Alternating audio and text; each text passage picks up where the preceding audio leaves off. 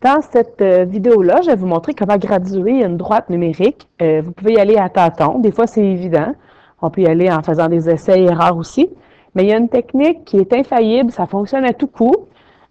Puis c'est la même technique que vous pourriez utiliser, par exemple, pour savoir la graduation dans un cylindre gradué. Alors, c'est possible que vous ayez déjà entendu ça en sciences, cette technique-là, au début de l'année. Donc, premièrement, on va prendre sur notre droite numérique deux chiffres qu'on connaît. Donc, par exemple, ici, à la page 5, le numéro 2A, je sais qu'il y a un 6 ici, puis un 7.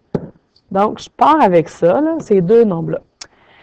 Et là, ce que je vais faire, c'est que je vais regarder la différence entre ces deux positions-là, en faisant la soustraction des deux chiffres. Donc, 7 moins 6, ça donne 1. Ce que ça vient me dire, ça, c'est que dans la zone, dans le fond, qui m'intéresse, entre 6 et 7, il y a l'équivalent, dans le fond, de 1 entier dans cette zone-là ici. OK? Et cet entier-là, je vais regarder en combien de parties il est séparé en comptant le nombre de bonds sur ma droite. Donc, j'ai une partie, 2, 3, 4, 5, 6, 7, 8, 9, 10. Donc, il est divisé en 10, mon entier. Donc, je vais prendre mon entier, 1, et je vais le diviser par le nombre de parties que je viens de compter.